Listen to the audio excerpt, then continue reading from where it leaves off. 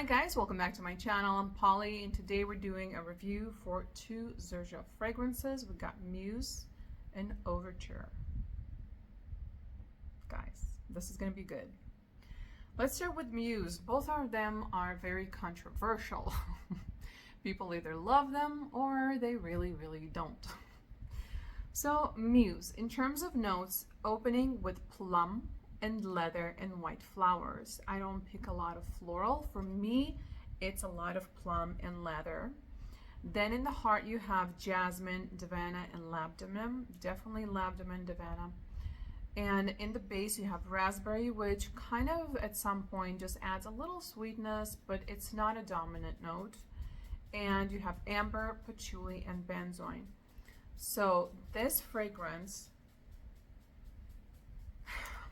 is a very dense, thick, full body scent. Okay, not airy. This is not airy. This is for winter.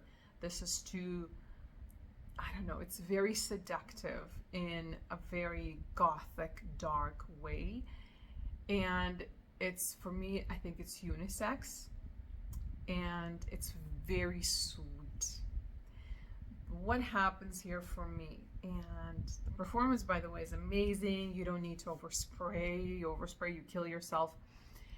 Think of a dry plum, but not completely dehydrated. The ones you get in a bag and they're still squishy and juicy and sticky, and they're really sweet. So think of that, and then you put a stick in it and you roll it over a fire, kind of like a marshmallow. To me, that's what the leather does. It's almost like a very sweet, thick, dark plum that has been like over fire, a little smoky, because the leather here, it's a little dirty. It's not very smoky. It's just kind of that smoky dirtiness. I don't know that again. It's maybe the white flowers and jasmine with the raspberry and the plum creates that jammy sweetness, and then you got that leather on top of it. It's definitely not a safe blind buy for everybody. If you like airy fragrances, this is not for you. Okay, this does require confidence and internal maturity. If you're, I don't think that a person that is all over the place and does a bunch of stupid things, regardless to the age, you can be 57 and still acting, you know, like a fool. I don't think that's for you. So it's, I don't like when people say mature. I don't know what that means. I don't understand why it has to be also said in a negative way, because people never say it in a positive way. I think maturity is kind of the goal. Maybe I'm alone. Phoebe, you better not be chewing on my shoes.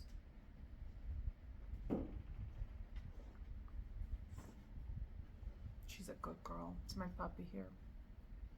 Ah, don't bite me. Stop biting.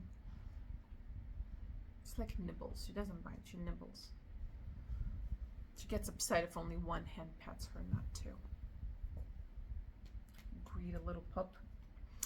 But either way, this is the nature of this fragrance.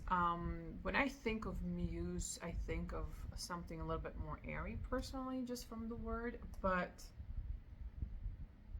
this is intoxicating.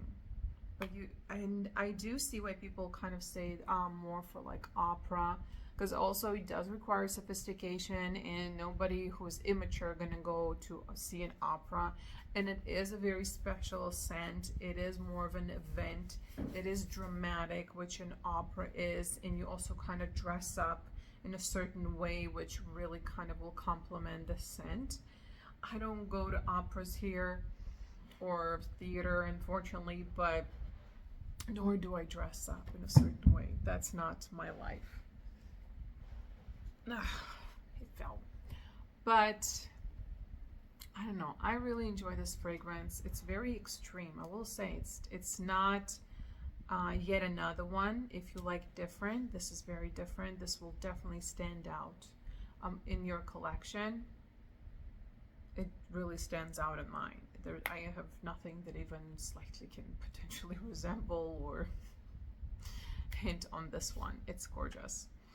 So So then we're gonna go to Overture. This is the first one that I was intrigued with, honestly. Not the first one that I got, but eventually I broke. And again, just very conflicting reviews. So in the opening we have Fig Leaf, maybe even not, I don't know. But either way, Fig Leaf, Orange, Magnolia. I don't get leaf, by the way. I get the fruit, like the meat of the fruit, like super sweet and jammy and yummy. Then in the heart, Cinnamon, Ylang Ylang, Indian Jasmine, Bulgarian Rose. I'm not, you know, me and Jasmine, Bulgarian, I see Bulgarian Rose, I'm thinking like too heavy, kind of grandma rose. Jasmine and me, we're not always the best friends. But when you combine all of that together with the Ylang Ylang, it's just, and then you have that sweetness and the orange and the fig. It's just super sweet, mouth-watering deliciousness with body. Okay, so this is not airy, fruity, sweet. This is not childish or girly. This is body. This is heavy. This is sexy. This is seductive. This is a deep, you know, kind of décolleté. Then with the cinnamon to warm it up. Then you have sandalwood in the base with vanilla, amber, incense. It's not an incensey scent. That was a hard one. But it just, I don't know, it just adds more beauty to it. But this is not about the incense in this fragrance. And Kashmir wood. So the base for me, it's sandalwood, Kashmir wood, vanilla, right? And amber. So what you get is another great performer. I don't think this is such a non-safe blonde buy. I don't know, maybe it just depends how it sits on other people. On me, it sits beautifully. It's delicious. I understand when some people associate it to a warm climate and some associate it to cold climate. I think it can be worn for both. It doesn't matter, whatever rocks your boat.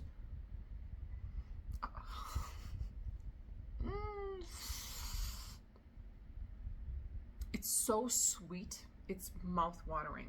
And then you have the most gorgeous, stunning florals. I see how people want to wear it in like tropical heat at night. It's so seductive. If you wear that with like a black dress and it's a really open, you know, kind of almost to the belly button, and you know, it's humid and your skin is glistening, and just like this scent and all the tropical crazy flowers and everything. Oh. For dinner, oh, it's beautiful. It's a stunner. I would not, I mean, if you like depth and sweetness and uniqueness, I would highly recommend this scent, this fragrance. It's not challenging. I would say Muse is definitely more in the challenging aspect of things with the plum and the leather. This one is not. It's just a different take on very sweet, fruity scent that is, thank God, nothing at all like Herba Pura. I mean, or Kirke. I mean, it's almost hard to find a fruity scent that isn't like them anymore. You know, it's like Baccarat Rouge. Every other fragrance is a Baccarat Rouge dupe. Now we got the Herba Pura. Now, like, I get it, but can we develop beyond? Can we move on? And this is just stunning. I love it. It's gorgeous. From the leaf, I do get a little bit of like a bitterness, but it's almost, if I smelled it without knowing the notes, I would think it's a patchouli, to be honest. It's almost like an earthiness to it.